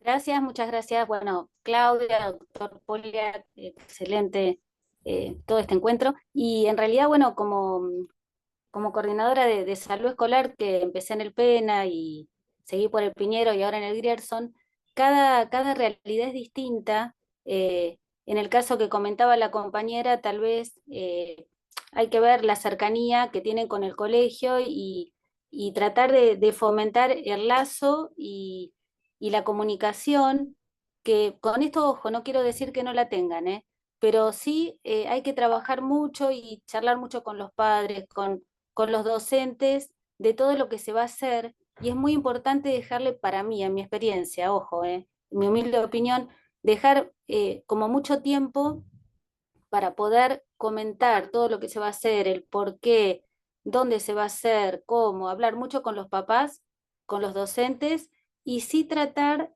de acordar cuando dicen, lo ideal, como dice Claudia, es en la escuela, pero a veces el CESAC queda al lado de la escuela, entonces, bueno, pueden acordar ir al CESAC determinado día, o sea, eso lo van viendo, pero es muy importante tratar de acordar con los papás, con el colegio, todos los pasos a seguir y saber que están convencidos, de tratar de convencerlos que es muy importante lo que van a hacer y lo que tienen que cumplir. Y bueno, para mí, mi humilde opinión es dedicarle mucho tiempo a todo esto previo para que después lo otro pueda hilarse mejor. Nada más, ¿eh? Y lo felicito a la compañera, a todo que está trabajando en lo que es el catastro de salud escolar, que es muy difícil, pero es apasionante. Gracias, María. Alejandra. Hola, ¿qué tal? Buen día. Mi nombre es Alejandra Peralta. No sé si se escucha. Perfecto. ¿Qué tal? Trabajo en el programa de salud escolar del Hospital Argerich y el tema de los catastros en las escuelas es un desafío. Cada escuela es una situación totalmente distinta. Como dijo la coordinadora de salud escolar, en nuestro caso lo que hacemos es reuniones con padres previamente para explicar qué, por qué, para qué. Tenemos articulado con el servicio de rayos y con los centros de salud según el área de responsabilidad o el hospital para la realización de las PPDs. Personalmente he vuelto varias veces en el término de 6 meses a un catastro en una escuela en primer grado y no he podido concluir el catastro. No son tantos los que me quedan, pero se hace muy difícil que se pueda concluir un catastro. De hecho, en ese catastro hubo un chico que era el compañerito del caso índice, que su PPD de 6 pasó a 12, y los papás en la quinta reunión que hice en la escuela para seguir conversando de qué y para qué, vinieron y se pararon en la puerta, según ellos, para hacerme el aguante y para que a nadie le pase lo que le estaba pasando a su hijo y que comprendieran la importancia de realizar los controles y de la segunda PPD y de la evaluación médica. Pero bueno, creo que es algo que nos pasa todo el tiempo en escuelas medias, creo que es hasta más difícil, sabiendo que hay por ahí chicos que vienen de lugares muy diversos a las escuelas y que se les complica poder realizar así todo, teniendo los turnos, teniendo otorgado todo.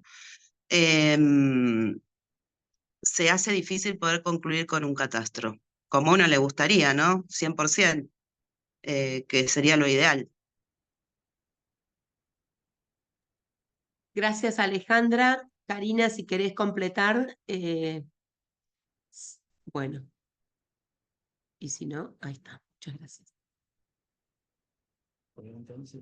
Karina Aipanía, del CESA 40, decía lo mismo, ¿no? Como que es importante esta articulación con la dirección de la escuela, el poder sensibilizar primero al equipo escolar, luego a los padres y obviamente a los y las alumnas. Bueno, vamos a ir cerrando, ¿sí? Porque nos quedan 2 minutos. Jorge quería hacer una aclaración respecto de qué pasa cuando no tenemos PPD, que es este momento que estamos transitando y que estamos nosotros desde la coordinación haciendo la compra para poder garantizar la continuidad.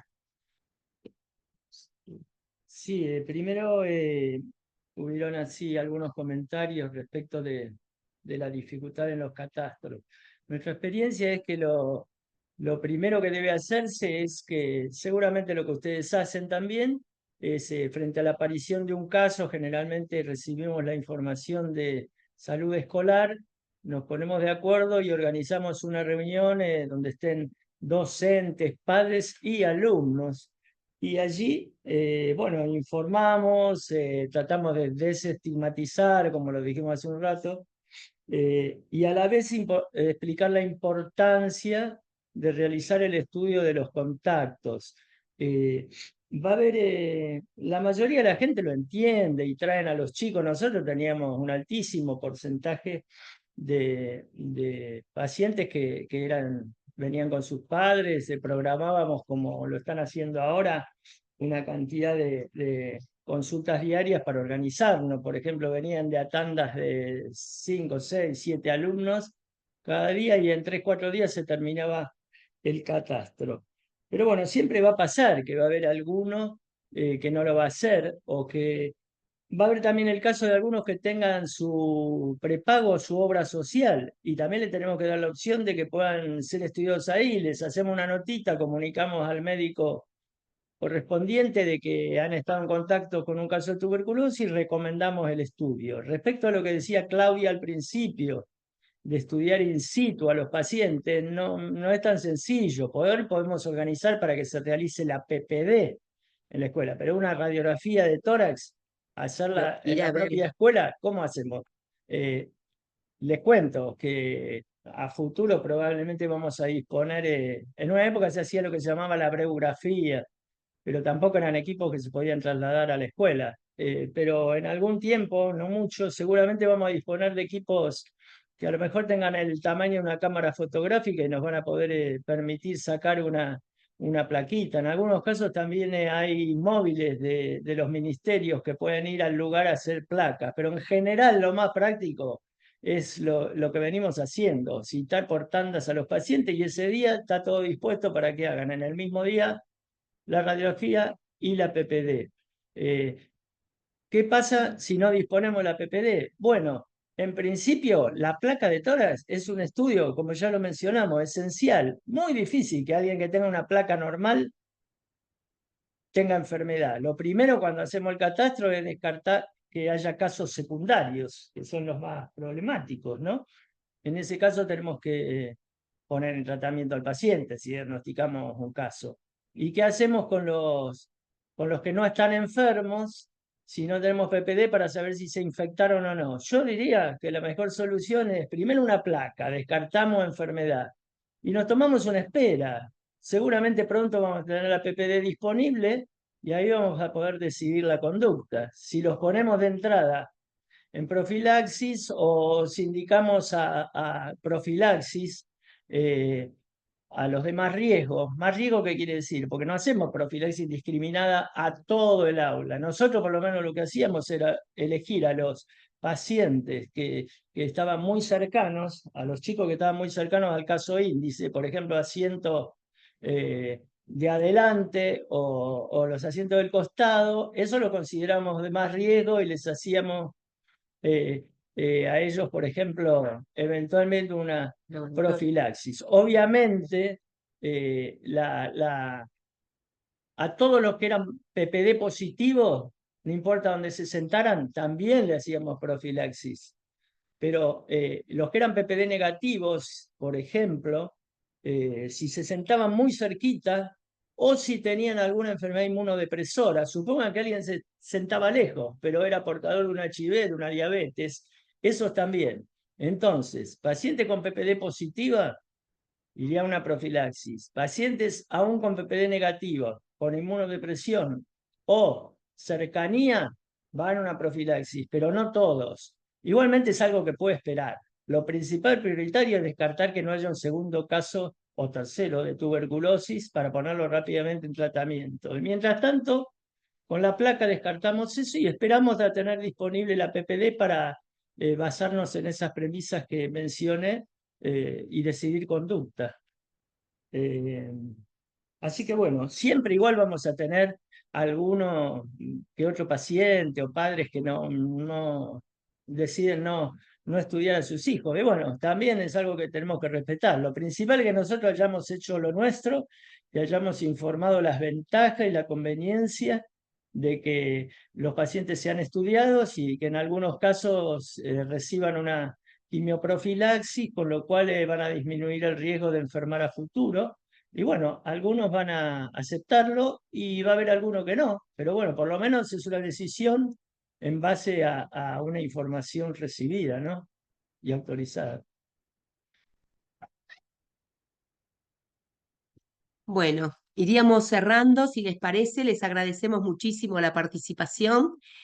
Les queremos contar que la semana que viene, ya el 1 de junio, va a estar habilitado el módulo 2 de diagnóstico y que este último encuentro lo grabamos, así que junto con la presentación del doctor Jorge hoy, va a estar subido al módulo 1 todo el intercambio también que tuvimos hoy. Así que bueno, si alguno quiere decir alguna palabra de cierre y si no, ya cerramos y nos estamos viendo en el próximo encuentro sincrónico, que es el cuarto viernes de junio. Todos muchas gracias, muy contento, muy claro. Porque para vos que no lees, muchas gracias. Bueno, listo. Chao. Bueno, nos estamos viendo. Que tengan un feliz fin de semana. Besitos.